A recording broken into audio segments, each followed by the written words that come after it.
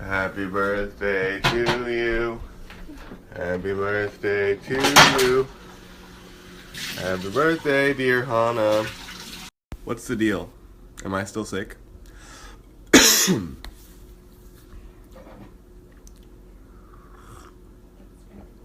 But now we're debating about breakfast tacos. Maybe that's gonna happen right now. It's 12:30. Chorizo is one of those words in Spanish that I just can't pronounce right. It's like chorizo, chorizo. I can't do it.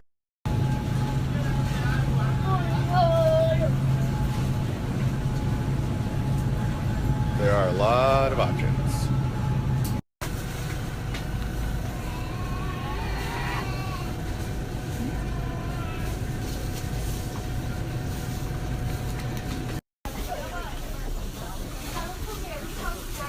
Yeah, I'm done. I'm moving up. I got it. All right.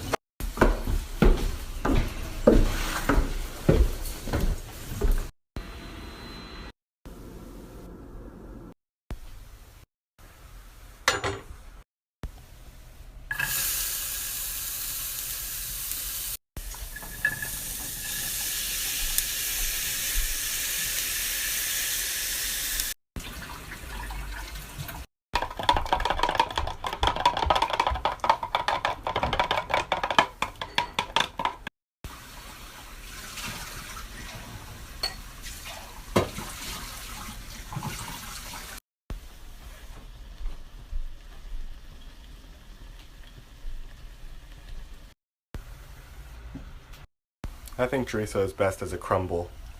So I just segment it and leave it connected, and it'll just kind of break up as it cooks. This is the casing.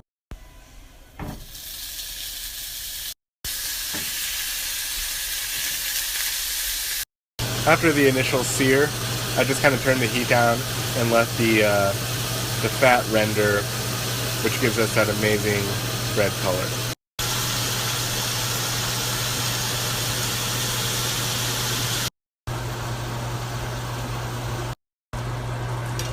We have this nice brilliant oil from the chorizo, which is spiced and tasty. We add the onions. Because this is a fresh chorizo, it's pretty mild in terms of color, but you can see already that the onions are picking up a lot of that flavor and color. And once the onions have caramelized, I'm just going to return the meat back to the pan.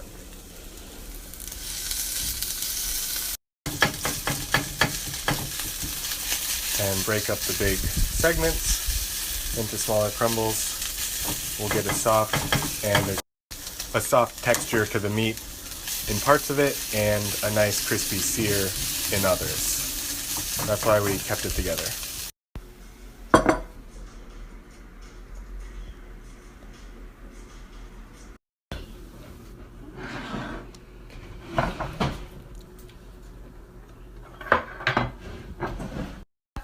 Ta-da. Breakfast of champions. Yay. They don't want you to eat breakfast of champions. I'm very pro gender taking siestas. They get up early and then take a nap from like 2 to 3 p.m. What's early? 7:30. That's when Or I go to bed. No, like, yeah, but if you took naps in the middle of the day, you would feel more rested and you could.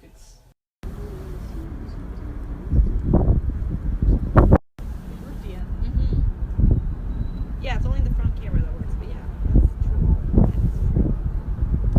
Living it up. It's a special day. It's Hannah's birthday. That's special. It's also a leap year. Leap years are pretty awesome because it reminds us the fallibility of science.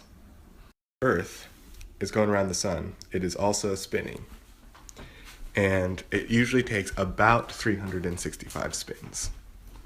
But the problem is it's not exact. There aren't exactly 365 full rotations in the orbit around the sun, and there's not 366.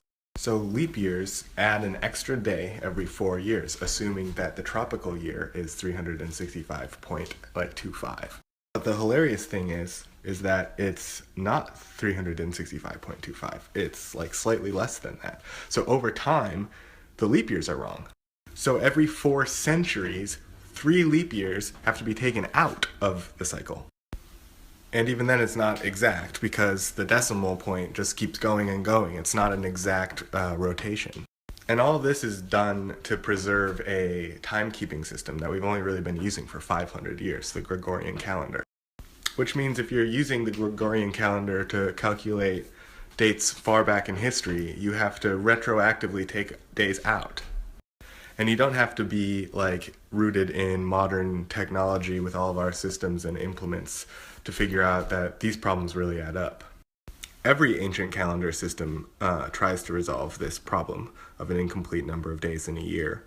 Some of them much more effectively than the Gregorian calendar, but you know, what are you gonna do?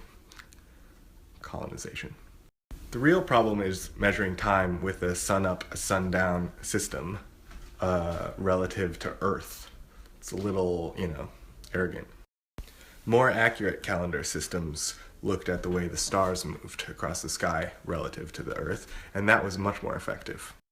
But here we are, using this shitty Gregorian calendar, which was designed to keep Easter next to the spring equinox. Like, who cares about Easter? So, in the midst of this chaotic, poorly considered calendar that's taking years out, days out, whatever, Hana just happened to be born on the day before the leap day might have occurred. So when was she born? Had the calendar architects delayed in some way and started counting on 1583 instead of in 1582, maybe Hana would have been born on a day that didn't exist. But she's like a metaphysics genius, so she doesn't even take me seriously. She's just like, whatever, it's a day, get over it.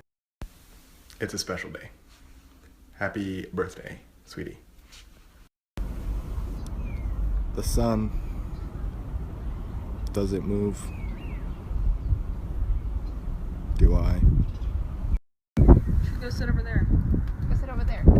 Why? Direct sunlight.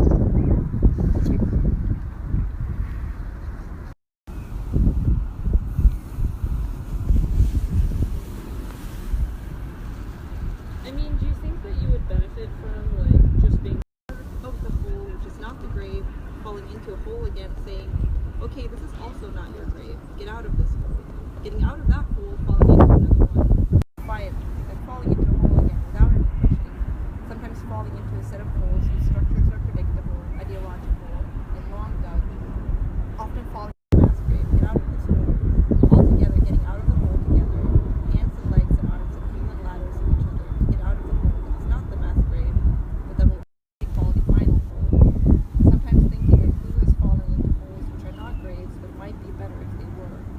Sometimes too ardently contemplating the final hole by rising that which resembles the grave that is in it. That's it? Yeah. That's not very long.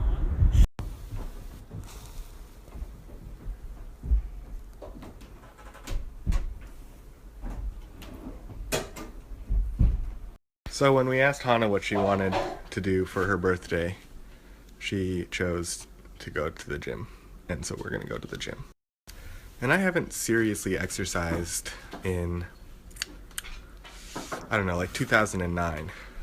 So this is gonna be pretty rough on me. So I'm just putting off my serious existential dread about this and focusing on what I'm gonna wear. And that would be these and my amazing Fleet Farm worker shirt. Check that out, Midwest.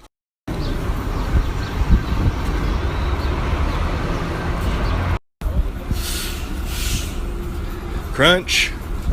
I am going to die. Goodbye. This is not going to be good. So, I don't know what to say. But I am kind of terrified. But I really need to get in shape, and, you know, if Hana wants it, it's her birthday. So, here goes nothing. See you on the other side. That'll be very nice. What do you mean? Like, I feel completely ashamed. So what I'm wondering is how, if you're on the treadmill, how you stop to record your reality show. It's actually really hard.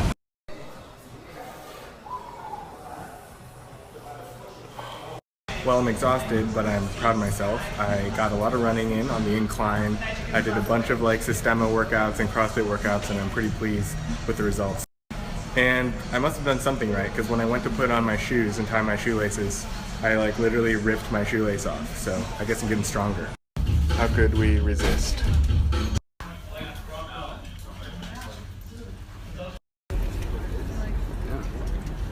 I have no idea what to eat. I don't know what to eat. Isabel thinks I'm being grumpy. I've never been grumpy in my life. She called me Snapchat boy. So there were cops in there a second ago, and they were both vaping. Vape life. FTP. We exercised, we thrifted, we looked for some food and found nothing, and now we're gonna watch the Oscars. Onward. And I'm proud to be here. Awkward. Like this. As you should be, and you can see from how people are responding to going to the film. Wildest, craziest Oscars to ever host, because we got all this controversy. There's no black nominees, you know? Bye, Dad. Bye, baby girl. Is that gross? We'll do even louder, okay?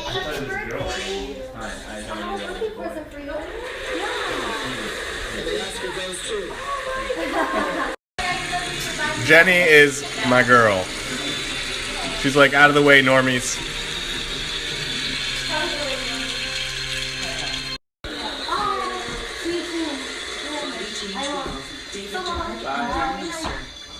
Thank you to all of you in this room. I have to congratulate the other incredible nominees this year for their unbelievable performances. Oscars are over. Hannah's birthday has a few more minutes left in it. And we're gonna head home. I'm celebrating Hannah's birthday. I made food, I exercised, I went to a thrift store, I watched the Oscars.